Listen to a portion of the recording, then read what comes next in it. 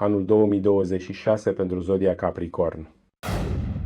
Gândirea ta mai lentă te va face în prima jumătate a lunii ianuarie să fii mai neglijent în privința stării tale de sănătate și vei avea astfel unele probleme. În schimb, puternica ta dorință de afirmare îți va aduce în a doua jumătate a lunii nenumărate realizări în planul activității tale profesionale.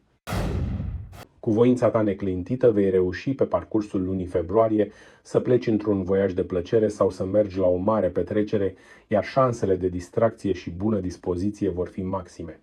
De asemenea, modul inteligent în care înțelegi realitățile vieții te va ajuta să rezolvi în decursul acestei luni o problemă de sănătate.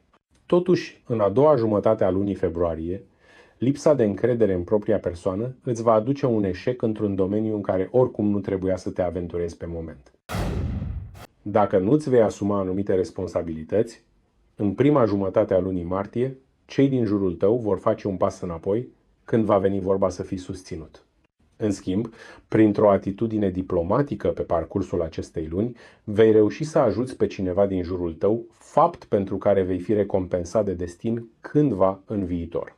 De asemenea, dacă te vei documenta și informa temeinic, există șanse ca veniturile rezultate din munca ta să crească substanțial, asta pe toată durata lunii martie.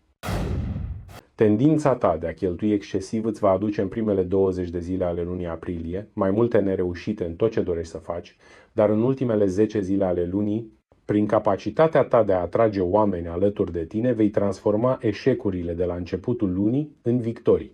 Chiar și așa, în primele 10 zile ale lunii, vei putea găsi soluția corectă la o problemă de sănătate prin interacțiune socială și prin comunicare cu personalul medical, dar dacă vei înțelege greșit sau vei ignora indicațiile primite, în ultimele 20 de zile ale lui aprilie, problema de sănătate va reveni.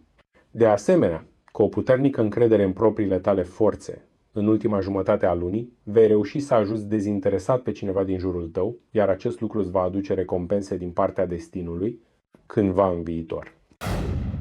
Spiritul tău creativ îți va aduce în prima jumătate a lunii mai o mare realizare într-un domeniu semnificativ pentru împlinirea destinului tău. De asemenea, tot în aceeași perioadă, atitudinea ta diplomatică va aduce o creștere a veniturilor rezultate din munca și efortul tău personal. În altă ordine de idei, curajul pe care îl vei avea în a doua jumătate a lunii, în fața unor obstacole, te va ajuta să rezolvi mai multe probleme administrative restante din cadrul căminului familial. În primele 3 săptămâni ale lunii iunie, te vei concentra exclusiv asupra unui singur obiectiv, și anume plecarea ta într-un voiaj de plăcere sau participarea la o petrecere, lucruri ce îți vor reuși din plin. În schimb, tot pe parcursul lunii vei fi lipsit de concentrare și vei face astfel un rău cuiva din jurul tău, dar pentru această greșeală vei plăti la un moment dat în viitor. Totodată, pe toată durata lunii iunie, datorită rapidității tale de adaptare, vei reuși să obții documente și aprobări oficiale de care ai mare nevoie.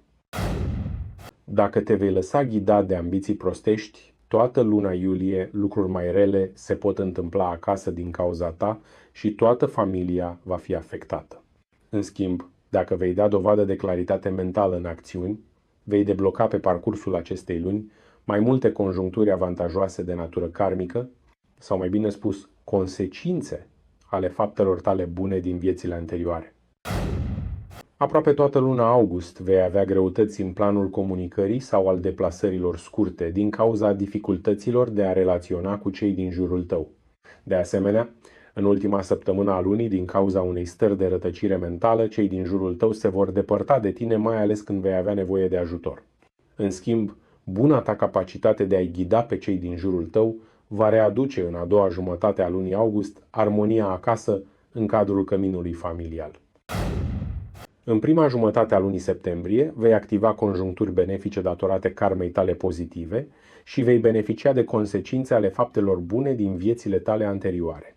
În schimb, vei avea predispoziții la neînțelegeri și lipsă de sprijin, mai ales în prima săptămână a lunii, dar prin comunicare inteligentă în ultimele 3 săptămâni ale lui septembrie vei aduce alături de tine vechi și noi colaboratori.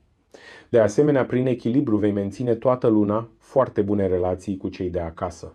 Totuși, Dacă vei avea un comportament imprudent în ultimele 10 zile ale lunii septembrie, vei face multe greșeli în activitatea profesională de la locul tău de muncă.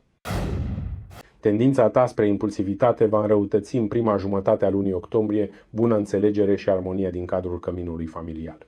În schimb, atitudinea ta cooperantă îți va facilita, pe parcursul întregii luni, rezolvarea unei probleme de sănătate, dar în a doua jumătate a lunii octombrie, nerespectarea recomandărilor medicale primite poate duce la revenirea problemelor de sănătate rezolvate la începutul lunii. Deciziile pripite pe care le vei lua în prima jumătate a lunii noiembrie vor afecta capitolul distracțiilor și plăcerilor, iar la petreceri sau excursii vei avea parte de probleme nedorite. În exact aceeași perioadă, dacă vei desconsidera pe cineva din jurul tău, aflat într-o perioadă dificilă, nu vei face decât să-ți încarci nota de plată a faptelor tale rele. Pe de altă parte, atitudinea ta cooperantă îți va aduce pe tot parcursul lunii noiembrie sprijin și colaboratori noi. În ultima jumătate a lunii decembrie, dacă vei avea o poziție echilibrată în raport cu bunăstarea și confortul pe care le dorești, vei declanșa mai multe conjuncturi benefice de natură karmică, sau mai bine spus, vei trece prin momente bune, datorită faptelor tale bune din viețile anterioare, duse mai departe în prezent. În rest, influența astrală echilibrată între pozitiv și negativ îți va asigura un final de an liniștit aproape din toate punctele de vedere. Și nu uitați, soarta omului este mereu în mâinile lui.